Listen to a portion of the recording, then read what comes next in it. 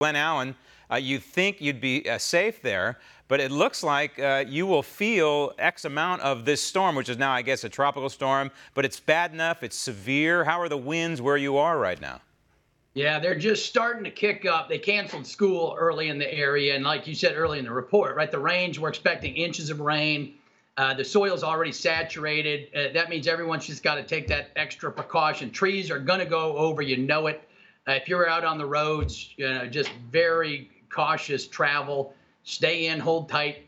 Every locality is different. Check in with your local authorities, and you hit it just right. Yeah, common sense is in play here. We're talking about essentially the southeastern corner of Virginia. Stay indoors. I mean, there's no reason to be out in a storm like this. You just don't know how severe. You don't know what's going to be out on the roads. You don't know what's going to be blowing through your area. So it just makes sense to stay indoors, wait till this thing blows through.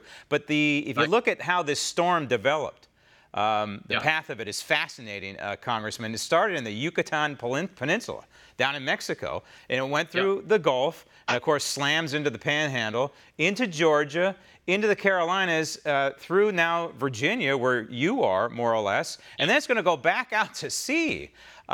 This is a fantastic, and I don't mean that in a wonderful way, I mean in a devastating way. It's a fantastic storm that's affect, 5, 6 states? Yeah, and way more powerful than anticipated down. Our thoughts and prayers, of course, go out to all the folks who bore the brunt of the category 5s and 4s and 3s when it's hurling through their states. And we'll do what we always do, help Americans, and it's heading our way. And you're right, we're going to take every precaution and help out our neighbors, and we'll get through it. The brunt of the damage, obviously, in the Panhandle in Mexico Beach area there. The power is out. Cell phone service. People rely on cell phones now, but those cell phone towers will go down in a storm like this. So there's virtually no communication until the rescue operation gets into a place like Mexico Beach. As a congressman, are you being briefed on the assessment of the damage? I know, obviously, it's not your district. It's in Florida. But are you getting word in terms of the amount of destruction that we're talking about, even a rough dollar figure? No dollar figures yet, but they're starting to come in.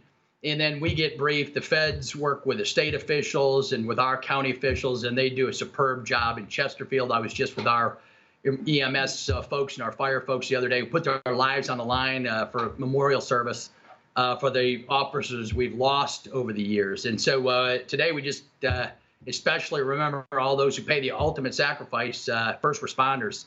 And boy, what a work they do for all of us. And Governor Scott has done a pretty good job in letting folks know what to do before the storm, and now after the storm. It looks like maybe he's gotten about 30 minutes of sleep each night over the past few days. He's also, by the way, from a political perspective, he's had to put his campaign for United States Senate essentially on hold because matters are pressing, and this is more important, and this comes first, and we're less than a month away from the election. Now, your campaign has been listed as competitive now. We haven't. That shocks me in a district that's Republican plus 6. How did the dynamic change in District 7 in Virginia? I never used to think that money could buy votes, but this Act Blue at the national level, right? They're bundling billionaire money and outside money, and they're just on the airwaves handing out false pamphlets on the airwaves saying that we're not for pre-existing conditions. When that was one of the key votes we had last year, was the biggest bill, and my opponent is saying I voted against pre-existing conditions, and so. The news folks up in the mainstream media, right, on the fake news, won't cover the basic news of the basic policy position. So you have the left, right, for open borders, sanctuary cities. My opponent's there. She's for the Bernie $32 trillion piece, the double tax rates.